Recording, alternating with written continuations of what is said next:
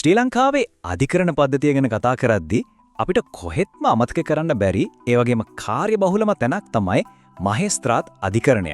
ඇත්තම කිව්වොත් සාමාන්‍ය මිනිස්සුන්ට නීතියේ පිහිට පතන්න තියෙන පළවෙනිම දොරටුව මේක. ඉතින් අපි මේ විග්‍රහයෙන් බලමු මේ අධිකරණයට තියෙන බලතල මොනවද? ඒ වගේම මෙහි කාර්යයන් මොනවද කියලා ටිකක් ගැඹුරින්. හොඳයි අපි මේ කතාව ඉදිරියට ගෙනියන්නේ කොටස් 5කින්. මුලින්ම අපි හරියටම තේරුම් ගමු මහේස්ත්‍රාත් අධිකරණය කියන්නේ මොකක්ද කියලා. ඊට පස්සේ එහි ප්‍රධාන බලතල සහ කාර්යයන් ගැන කතා කරමු. ඊළඟට විමර්ශනවලදී පාවිච්චි කරන විශේෂ ක්‍රම ගැනත් වෙනත් ආයතනවල තීන්දුව බලාත්මක කරන හැටි ගැනත් බලමු. අවසානයේටම මේ ගෞරවනීය තනුතුරට යන්න තියෙන මාර්ගය ගැනත් අපි හොයලා බලනවා. හරියන අපි පටන් ගමු පළවෙනි කොටසෙන්. මුලින්ම තේරුම් ගනිමු මේ අධිකරණයේ අනන්‍යතාවය මොකක්ද? ඒ වගේම නීතිමය පදනම කොහෙන්ද එන්නේ කියලා.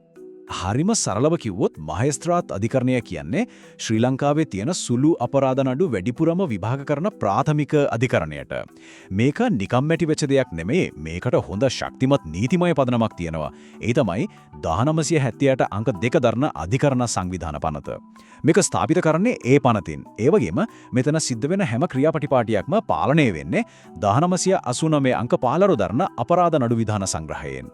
ඔය පනත් දෙක තමයි මෙහි කොඳුනා රටිය. හොඳයි දැන් මේ අධිකරණයේ මොකක්ද කියන එක ගැන අපිට යම් අදහසක් තියෙනවා. ඉතින් දැන් මතුවෙන ප්‍රශ්නේ තමයි මේ අධිකරණයට ඇත්තටම කරන්න පුළුවන් මොනවද?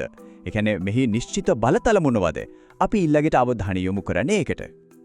මෙන්න මේක තමයි අධිකරණයේ හදවත වගේ කොටස. මෙහි ප්‍රධානම කාර්යයන් අපිට කොටස් දෙකකට බෙදන්න පුරුවා. එකක් තමයි බරපතල නඩුවලට මූලික පරීක්ෂණ කරන එක.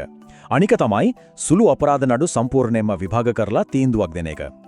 ඔන්න හරිම තීරණාත්මක කාරණයක්. හිතන්නකෝ මිනිමැරුමක් ස්ත්‍රී දූෂණයක් වගේ බරපතල අපරාධයක් වුණා කියලා. ඒ වගේ නඩුවක් කෙලින්ම මහාධිකරණයට යවන්නේ නැහැ. ඊට කලින් මහේස්ත්‍රාත් අධිකරණයේ ලඝු නොවන පරීක්ෂණයක් පවත්වනවා. මෙතනදී ඇත්තටම බලන්නේ මහාධිකරණයක නඩුවක් අහන්න තරම් ප්‍රමාණවත් සාක්ෂි තියෙනවද කියන එකයි. ඒ කියන්නේ මේක හරියට මහාධිකරණයට යන නඩු පෙරලා බලන පෙරහනක් වගේ වැඩක්. අපේ එදිනෙදා ජීවිතයේදී සමාජයේදී බහුලවම ඇහෙන ගොඩක් අපරාධ විභාග වෙන්නේ මෙතන. උදාහරණයක් විදිහට ගත්තොත් පොඩි සොරකම්, සුළු පහර දීම්, බැනලා තර්ජනය කිරීම වගේ දේවල්. ওই වගේ නඩු අහලා වැරදිකරුවන්ට දඬුවම් දෙන්න සම්පූර්ණ බලයම මේ අධිකරණයට තියෙනවා. මහේස්ත්‍රාත් අධිකරණයේ කාර්යභාරය නඩු වහන එකට විතරක් සීමා වෙන්නේ නැහැ. ඊට එහා ගිහින් පොලිස් විමර්ශනවලට උදව් කරන ගමන් සත්‍ය සොයාගන්න පාවිච්චි කරන විශේෂ විමර්ශන බලතල කීපයක්වත් මේ අධිකරණයට හිමි. ඔන්න බලන්න අපරාධයකට සැකකරුවෙක් අල්ලගත්තම සාක්ෂිකරුවෙක් ඉන්නම නම් ඒ සාක්ෂිකරුවට මේ තමයි ඒ පුද්ගලයා කියලා නිවැරදිවම හඳුනාගන්න අවස්ථාවක් දෙන ක්‍රමයක් තමයි මේ. මේක විමර්ශනයකදී හරිම වැදගත් පියවරක්. දැන් මේ ස්ලයිඩ් එකේ තියෙන අනුපාතය හරිම වැදගත්. මේ හඳුනා ගැනීමේ පෙරට්ටුවේ හිතුමතේට කරන්න බෑ. ඒකට නීතියක් තියෙනවා. ඒ තමයි 1:7 අනුපාතය. ඒ කියන්නේ එක සැකකරුවෙක් ඉන්නවා නම් එයාට පෙනුමෙන් සමාන තව 7 දෙනෙක්ව ඒ පෙරට්ටුවට ඉදිරිපත් කරන්නම ඕන.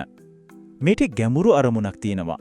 ඒ තමයි සාක්ෂිකරුවට කිසිම බලපෑමක් නැතුව සම්පූර්ණයෙන්ම නිදහසේ හඳුනා ගන්න අවස්ථාව දෙන එක. යුක්තිය හරියටම ඉටු වෙනවා කියලා තහවුරු කරන එක. මේකත් ඒ වගේම හරිම වැදගත් දෙයක්. වයර් ඩයරි පරීක්ෂණය කියන්නේ මෙන්න මේකටයි. හිතන්න සැකකරුවෙක් වරද පිළිගන්නව ඒ කියන්නේ පාපොච්චාරණයක් කරනවා කියලා. එතකොට ඒ පාපොච්චාරණය එයාගේ කැමැත්තෙන්ම කිසිම කෙනෙක් බල කරන්නේ නැතුව බය කරන්නේ නැතුව කරපු එකක්ද කියලා තහවුරු කරගන්න විශේෂ පරීක්ෂණයක් පවත්වනවා. සැකකරුගේ අයිතිවාසිකම් ආරක්ෂා කිරීම මෙතනදී ප්‍රධානම අරමුණක් වෙනවා. ඔය කලින් කිව්ව දේවල් වලට අමතරව තව බලතල ගොඩක් තියෙනවා. උදාහරණයක් විදියට යම්කිසි ස්ථානයක් සෝදිසි කරන්න අවශ්‍ය නම් සෝදිසි වාරන්ටු නිකුත් කරනවා. සැකකරුවන්ව අත්අඩංගුවට ගන්න වාරන්ටු නිකුත් කරනවා. ඒ වගේම හදිසි මරණයක් ගැන පරීක්ෂණයක් පවත්වන්නත් මහේස්ත්‍රාත් අධිකරණයට බලය තියෙනවා. මහේස්ත්‍රාත් අධිකරණය කියන්නේ තනියම ක්‍රියාත්මක වෙන ආයතනයක් නෙමෙයි. අපි නීති පද්ධතියේ සහ පරිපාලන පද්ධතියේ තියෙන අනිත් ආයතන දෙන තීන්දුව සහ නියෝග ක්‍රියාත්මක කරවීමේ ලොකු වගකීමකුත් මේ අධිකරණයට පැවරිලා තියෙනවා.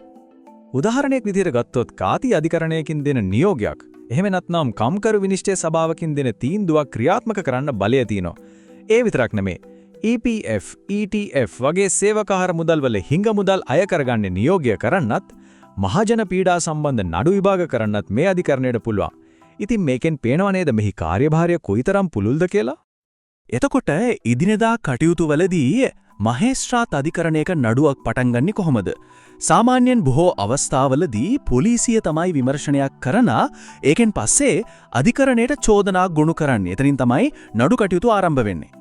මේ තරම් බලතල තියෙන මේ තරම් වැදගත් කාර්යභාරයක් කරන මහේස්ත්‍රාතුරෙක් කියන තනතුරට කෙනෙක් පත්වෙන්නේ කොහොමද? අපි දැන් ඒ ගමන ගැන පොඩ්ඩක් බලමු.